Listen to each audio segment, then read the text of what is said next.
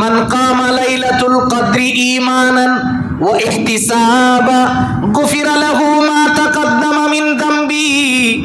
আল্লাহর রাসূল বলেন, যারা ওই বেজুর রাতের ভিতরে কদরের তালাশে রাতের বেলায় সে দাঁড়ায়া যায় ঈমানের আশায়, সওয়াবের নিয়তে, ঈমানের সহিত সওয়াবের নিয়তে যখন বান্দাটা দাঁড়ায়া যায়, আল্লাহ তাআলা তারে কদ্দুর দেন।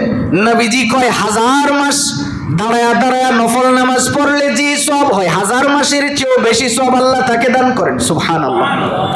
একটা মানুষ যখন মসজিদের ভিতরে দাঁড়ায়া থাকে, মসজিদের ভিতরে যখন আইসা ইতিকাফে প্রবেশ করে ফেলায়, আল্লাহর নবী বলেন 3 করোড় দূরত্ব জান্নাত জাহান্নাম থেকে আল্লাহ তারে এত দূরত্বে পৌঁছায় দেয়। কেন দেই? এই মানুষটা তো তার ব্যবসা ছেড়ে দিস, স্ত্রীকে ছেড়ে দিস, হালাল তার ব্যবসা ছিল ওইগুলি ছেড়ে দিছে, সন্তানের সাথে কোনো দেখাও করে না, সাক্ষাৎও করে না, মসজিদের ভিতরে আইসা ঘুমায়া ঘুমায়া বুঝাইলেন, আল্লাহ দুনিয়ার জমিনে আমি একা আসছি, আমার কেউ ছিল না, যার কারণে আমি আমার সবগুলি ছেড়ে দিয়ে আমি তোমার কাছেই চলে আসছি। সুবহানাল্লাহ। ইতিকাফ অনেক বড় একটা আমল, কিন্তু আমাদের ছোটবেলার থেকে আমরা যেই জিনিস দেখছি, 2টা জিনিস আমি নিজের চোখে দেখছি।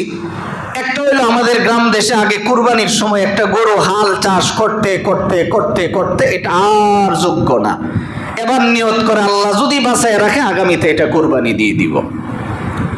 আর ইতিকাফের অবস্থা এরকম, আপনি হাসছেন না, আপনি একটু ভালো করে বোঝেন। গ্রামে মনে করে বুড়া মানুষ, ওনার আর কোনো কাম নাই, কোন রকম 2-4 জনে ধরেন না মসজিদে বয়া বেটারে কয়া যায়, চাচা আমনে আমরা সমাজের ইজ্জতটা বাঁচাইন, আমনের একটা লুঙ্গি, একটা গামছা, 500 টাকা, একটা ছাতি দিয়ে দিব না। এরকম একজন রে ধরে আইনে ইতিকাফে বয়ায়, ওনার আর কোনো কাম নাই, তো ওনারে আইনে ইতিকাফের মধ্যে বয়াইছে এইভাবে আইনা।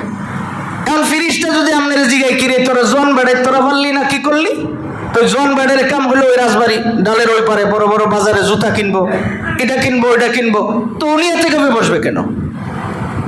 অথচ আল্লাহর নবী বিশ্ব নবী রহমতুল্লিল আলামিন জীবনে কোনোদিন ইতিকাফ ছাড়েন নাই। সুবহানাল্লাহ বলেন। আর আমি জীবনে কোনোদিন ইতিকাফ করিই নাই।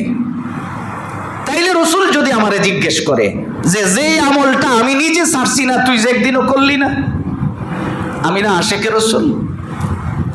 ভালো করে বুঝেন, ইতিকাফ কি শুধু অসল মানুষের না সকলের? বলেন বলেন, কার? না শুধু অসল মানুষের? যে বুড়ো হয়ে গেছে বেটার আর কোনো কাজ কাম নাই, 8-10 জনের দইরা কোনো রকম হুইল চেয়ার দিয়ে টেনলেন না মসজিদে কেন বয়ে দিয়ে গেলাম। ইতিকাফ এটা রমজানের অত্যন্ত গুরুত্বপূর্ণ একটা আমল। আল্লাহর নবী বিশ্ব নবী রহমতুল্লিল